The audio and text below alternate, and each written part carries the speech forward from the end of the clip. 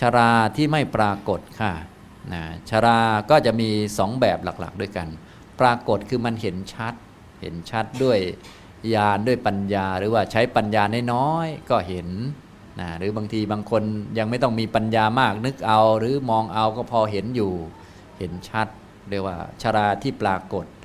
ส่วนชราอีกแบบหนึ่งคือมันไม่ปรากฏมันก็ชราเหมือนกันแต่มันมองไม่เห็น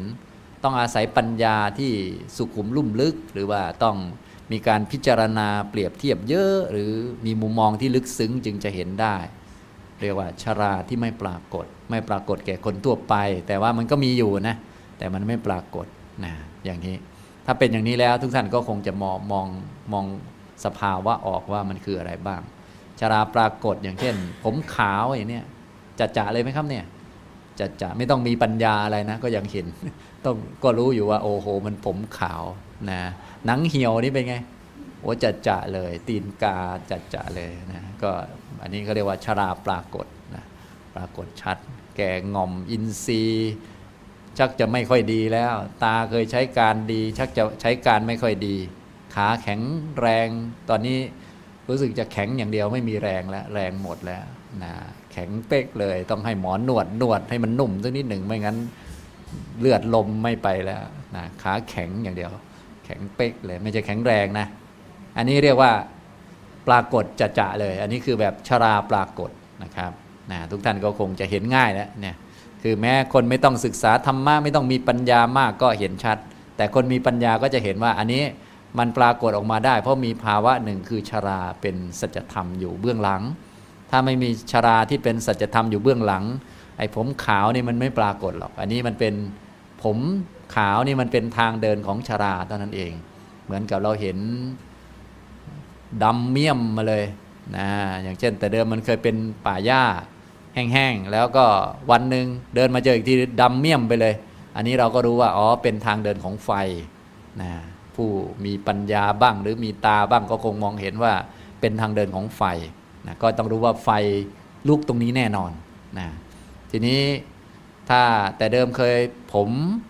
ดำต่อมาก็ผมขาวเต็มหัวเลยก็จะรู้ว่านี่เป็นทางเดินของช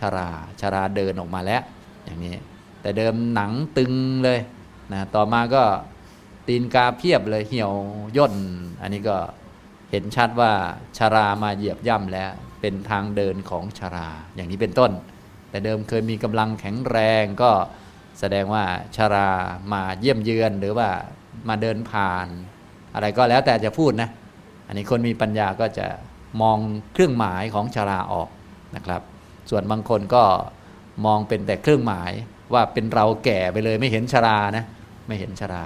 เห็นแต่เป็นเราไปอันนี้คือยึดชราว่าเป็นตัวตนไปแล้วคนมองไม่เห็นเนี่ยไม่เห็นชราเป็นสัจธรรมก็เห็นอยู่แต่เห็นผิดน่ะเห็นอยู่แต่ไม่เห็นจะบอกว่าไม่เห็นก็ไม่เชิงเนาะก็เห็นเหมือนกันแต่ว่ามันไม่เห็นตรงไม่ตรงตัวก็เห็นรูปนั่นแหละแต่ไม่เห็นรูปเห็นเป็นเราไงก็เห็นชรานั่นแหละแต่ไม่เห็นชรานะเห็นเป็นเราแก่ไปซะเนี่ยไม่เห็นชราว่าอ๋อนี่ชรามันเป็นอย่างนี้อาการหรือว่าทางเดินผ่านของชราเป็นอย่างนี้เป็นของคู่โลกถึงวาระที่ชรามันเกิดขึ้นแล้วตอนนี้แต่เดิมมันก็มีเหมือนกันแต่ยังไม่ถึงวาระที่มันจะเกิดแต่มันมีอยู่ในเงื่อนไขเพราะชรามันมาจากเกิดใช่ไหมตอนนี้เกิดมันก็ต้องมีชราด้วยนั่นแหละแต่ว่ามันยังไม่ถึงเวลาของมันพอผมขาวก็แสดงว่าชราได้โอกาสและเป็นโอกาสของชราและอย่างนี้เป็นต้นและชราก็ไม่เที่ยงเดี๋ยวสักหน่อยจะได้โอกาสแก่มรณะและมรณะเกิดก็ทำให้ความเป็นบุคคลนั้นๆสัตว์นั้นๆหายไปจากร่างนั้นแต่เดิมร่างนั้นเคยเป็นที่อยู่ของวิญญาณที่ให้สมมุติว่าเป็นสัตว์บุคคลโน้นนี้นั้นพอมรณะเกิดขึ้นก็ไม่เหลือภาวะความเป็นสัตว์นั้นบุคคลนั้นเหลือแต่ทิ้งร่างไว้ส่วนวิญญาณก็ไปตามกรรมไปอย่างนี้ทำนองนี้นะครับฉะนั้นบางคนเห็นชราแต่ว่าไม่เห็นชราก็มีนะพูดแบบเหมือนซ้อนๆกันนะแต่หมายถึงว่าคือเห็นด้วยตานะแต่ว่าไม่เห็นด้วยญาณแต่บางคนเห็นด้วยทั้งตาด้วยทั้งญาณด้วยและไม่ต้องใช้ปัญญาเยอะอะไรเนาะเพราะว่ามันปรากฏเด่นชัดทีนี้อันที่ไม่ปรากฏเด่นชัดก็เยอะแยะมากมายแหละทีนี้ก็คืออันที่ไม่เห็นเลยหาตัวไม่เจอเลยนั่นแหละหาตัวลำบากทีนี้ถ้า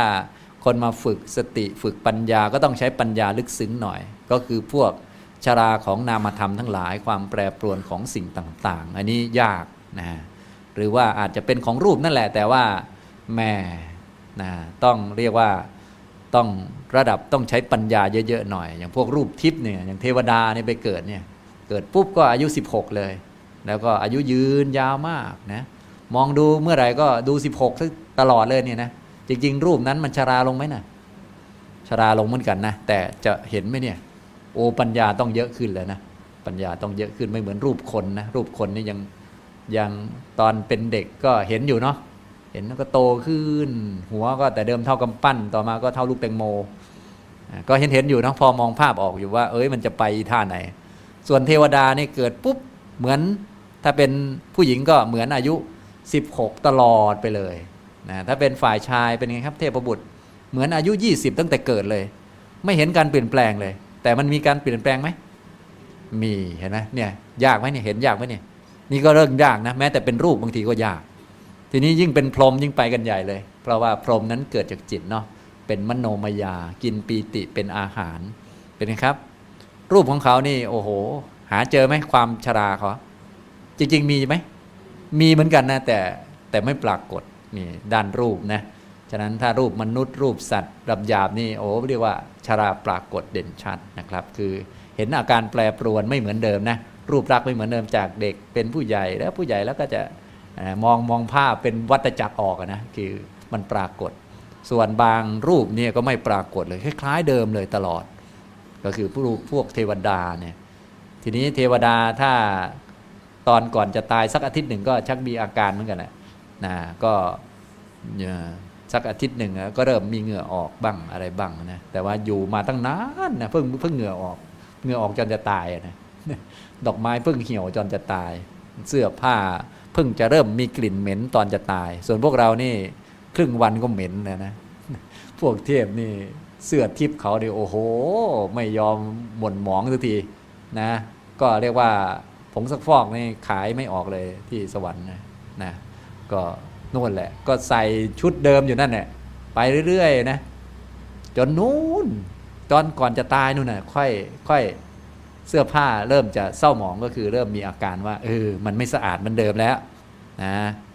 อาหารการกินหรือการเป็นอยู่ก็ชักจะไม่สุขอย่างเดิมแล้วที่นอนก็ชักจะแข็งแล้วนะแต่เดิมนี่แหมมันรู้สึกว่านอนเมื่อไหร่ก็มีความสุขเนาะพอใกล้จะตายขึ้นมาชักจะนอนไม่มีความสุขฉะนั้นพวกเทพที่มีปัญญาช่างสังเกตเนี่ยก็จะรู้ว่านี่เราใกล้จะตายแล้วตอนนี้ก็คือชักจะมีอาการว่าอยู่ที่นี่ไม่ได้แล้วนะก็คืออาการว่าจะตายนั่นเองนะอย่างนี้ทำนองนี้นะครับอันนี้คือพวกที่เขารูปละเอียดนะครับรูปทิพย์ยิ่งถ้าเป็นพรหมก็รูปที่เกิดจากจิตนี่ก็ยิ่งละเอียดเพิ่มขึ้นไปอีกนี่ก็เรียกว่าไม่ปรากฏฉะนั้นบางทีคำว่าไม่ปรากฏก็อาจจะไม่ปรากฏเป็นช่วงหนึ่งและอีกช่วงหนึ่งก็ค่อยปรากฏอย่างเช่นพวกเทพนี่ไม่ปรากฏนานเลยเนาะไปปรากฏอยู่7 วันก่อนตายทำใจทันไหมเนี่ยไม่ค่อยทันเหมือนกันเนาะส่วนพวกมนุษย์เราไม่ต้องห่วง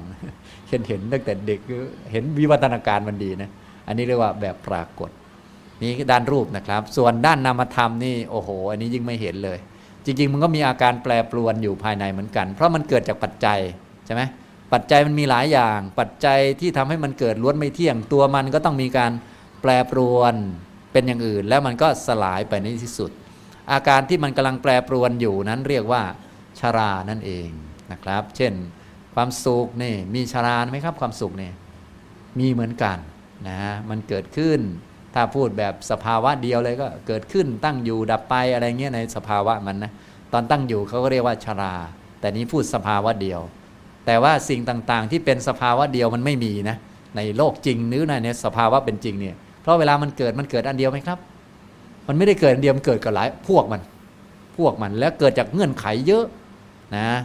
ฉะนั้นในเมื่อเกิดจากเงื่อนไขเยอะเนี่ยมันก็ตอนที่มันตั้งอยู่มันก็เลยดูเหมือนจะว่าอยู่นานนิดนึงมันไม่ใช่ว่าวูบวาบเลยมันจะดูเหมือนอยู่นานนิดนึงแต่ว่ามันอยู่นานมันก็แสดงอาการแปรปรวนแต่ว่าปรากฏชัดไหมครับเนี่ย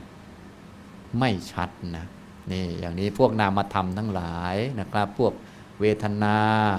ก็เป็นของไม่เที่ยงนะตอนมันตั้งอยู่เนี่ยเขาก็เรียกว่ามันชราแล้ว จ้องจะตายแล้วนั่นนะต่อสัญญาเนี่ยก็เป็นของที่แปรปรวนไม่เที่ยงเช่นกันสังขารทั้งหลายความคิดปรุงแต่งต่างๆจนกระทั่งปรุงแต่งให้เป็นจิตสงบนิ่งๆสบายเป็นสมาธิระดับต่างๆเนี่ยเป็นไงครับชราไหมสิ่งเหล่านี้ชราแต่เห็นไหมเนี่ย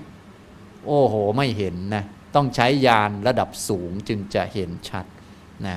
ทีนี้ถ้าญาณไม่สูงยังไม่เห็นชัดก็ต้องย้อนกลับไปว่ามันอยู่นานไหมมันเที่ยงไหมนะมันก็เป็นของไม่เที่ยงนะรู้จักหมดที่มันรู้จักหมดก็แสดงว่าก่อนหน้ามันจะหมดมันก็ต้องมีอาการว่ามันชราอย่างนี้พอเข้าใจไหมครับอันนี้ก็เรียกว่ายากแล้วไม่ปรากฏบางทีปรากฏว่ามันหายไปเลยนะหายไปเลยตอนหายนี่บางทีรู้อยู่อย่างเช่นความสุขเกิดขึ้นสักหน่อยอ้าวความสุขสิ้นไปหมดไปแต่เห็นมันชราไหมครับขนาดมีปัญญาหน่อยยังไม่เห็นนะต้องอาศัยนึกเติมเอาว่าเฮ้ยมันหายสิ้นไปได้ก็ต้องมีช่วงที่มันแปรปรวนมันจะหมดไปได้นี่อย่างนี้ทำนองนี้อันนี้เรียกว่าชราไม่ปรากฏพอเข้าใจไหมครับก็คือไม่ปรากฏกับญาณปัญญาระดับพื้นฐานแต่ว่าปัญญาทั้งหลายนี่นะมันเก่งก็คือถ้ามีเยอะเนี่ยมันรู้ได้หมดทุกอันไปแต่ว่าถ้าไม่เยอะนี่มันก็ไม่รู้นะฉะนั้นก็จะมีชราปรากฏเห็นได้ง่ายใช้ปัญญาไม่เยอะก็เห็นชัดได้ส่วนปัญญาถ้าน้อยเนี่ยจะไม่เห็นกับอันหนึ่งก็คือชราไม่ปรากฏถ้าคนทั่วไปไม่รู้เลยนะว่ามันชรายังไง